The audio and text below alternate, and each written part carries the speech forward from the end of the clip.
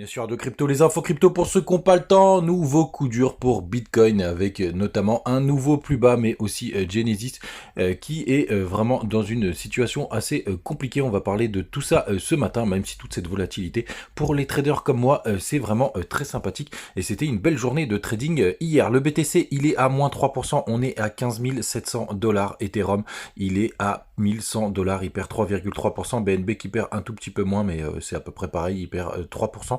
2,7% exactement. On a aussi une contre-performance du côté de notre ami Shiba qui perd 3,3%. On a TRX Tron qui est en positif ce matin, plus 3%. On a Uni qui perd 4%. Léo qui se fait complètement éclater ce matin, qui perd 14%.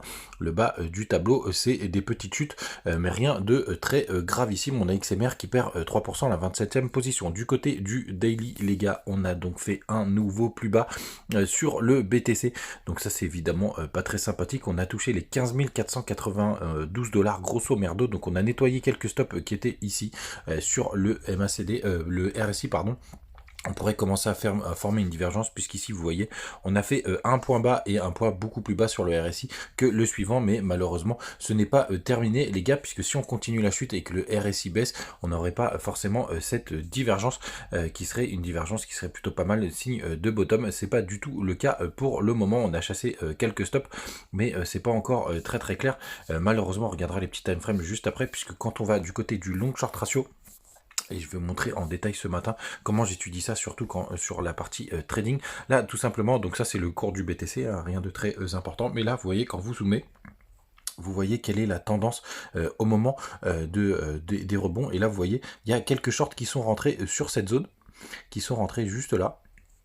Donc ils sont plutôt dans le bon sens du vent, et normalement ils ont mis leur stop juste ici, juste vers les 16 000 dollars. D'ailleurs c'est un petit long que j'avais testé hier, mais vous voyez comme c'est comme ça que je trade en partie. Et on regarde aussi s'il y a des achats sur le spot. Vous voyez d'ailleurs ce matin ça ne fait que chuter, donc pour l'instant il n'y a aucun achat sur le spot, donc le rebond sera beaucoup plus compliqué à faire.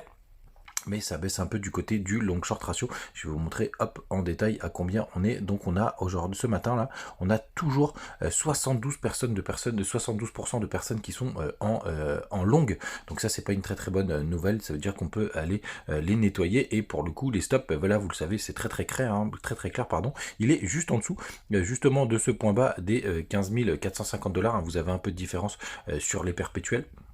Les perpétuels, donc c'est les contrats à levier. Là c'est celui de Binance où il y a le plus de trading. Et c'est là aussi ce que je disais hier dans le chat avec toutes nos équipes de traders là, parce que ça se passe plutôt bien, c'est que là en ce moment on a énormément de chasse à la liquidité. Donc là quand on descend en 1 heure, vous voyez quand ça fait des petits ronds comme ça, des petits arrondis, c'est jamais très bon pour la suite. Ça ressemble à des mini bart, hein, ce qui nous permet aussi de faire des jolis scalping.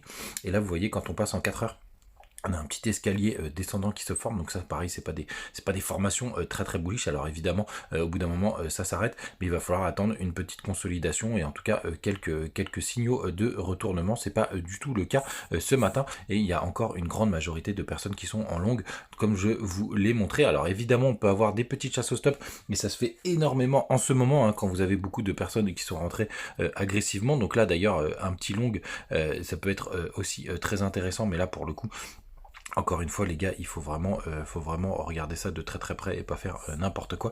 Mais vous voyez pour l'instant en 4 heures c'est pas très bullish ce qu'on est en train de faire, et mais c'est aussi toujours très compliqué de shorter sur ces zones là, alors que la tendance de fond elle est vraiment baissière, tout simplement parce qu'on commence à arriver sur des grosses zones de support, même s'il y a des poches de liquidité plus bas. Donc c'est vraiment là une partie assez complexe. Faites attention à vous les gars.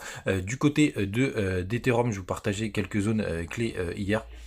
On n'a pas fait de nouveau plus bas, on est touché les 1078 dollars, donc on a continué de nettoyer. Pour autant on n'a pas nettoyé les stops qu'il y avait sous les 1072, donc pour l'instant il y a encore un petit peu de boulot de ce côté là. On va voir ce que ça va donner, mais avec la pression qu'on a du côté des informations, c'est vrai que ça peut aller encore plus bas. On a Genesis, donc qui est une plateforme, la plateforme Genesis qui est au bord du gouffre. Alors pour le coup il y avait une histoire avec CZ comme quoi il aurait pu être en discussion, enfin il était en discussion, mais visiblement ça a été démenti ce matin.